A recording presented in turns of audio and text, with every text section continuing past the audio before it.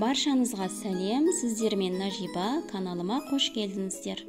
Мен бүгін сіздерге бір-біріне жабыспайтын, өте дәмді әрі қып-қызыл болып шығатын басмати күрішінен палау жасауды көрсетемін.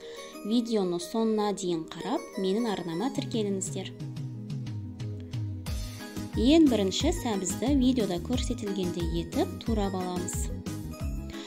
Бұл тағам біздің үйде ең көп желінетін тамақтардың бірі, барлығы жақсы көреді. Басмати сөзі ол үнді тілінен шыққан және хош иісті деген мағынаны білдіреді. Және бұл күріш басқа күріштерге қарағанда крахмалы аз болады және ағзаға пайдасы өте көп. Адамның терісі мен буындарына пайдалы болып келеді, бірақ та пайдалы болғанымен аптасына 2 рет қана тұтыну жеткілікті. Пиязды да турап дайындап қоямыз. Бұл жерде менде сиырдың еті. Қазанға май қойып қыздырамыз. Қызған майға пиязды салып қуырамыз.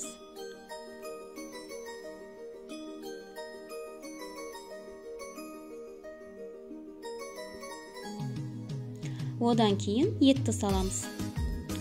Етті шамамен 10-15 минуттай қуырамыз.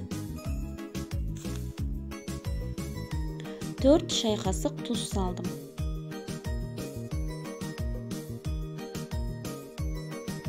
Сәбізді де салып жақсылап араластырамыз. 1,5 ас қасық қызанақ пастасы салдым мен. Енді осының үстіне ыстық су құямыз.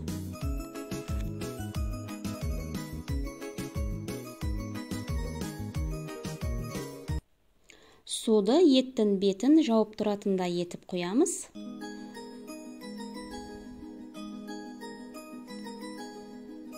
Қақпағын жауып етті пісіреміз. Кейін осындай палаудың мезін жақсылап жуып алып жібітіп қоямыз.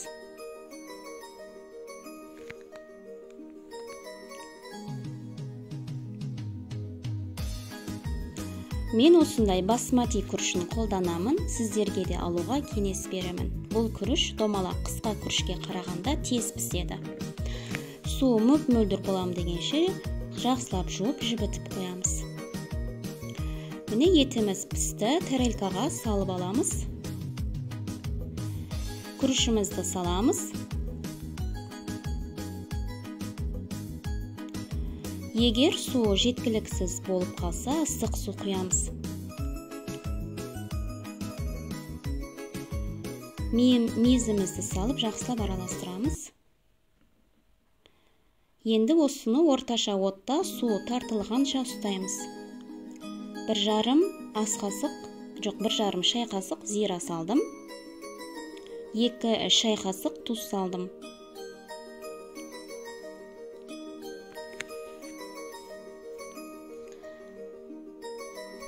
Су тартылғаннан кейін күріштің бәрін бір жерге жинап, осылай тесіп шығамыз. Қақпағын жауып, ең жай отта 40 минут бұқтырып қоямыз. Бірінші 20 минут өткеннен кейін қақпағын ашып, палауымызды осылай бір аударып аламыз.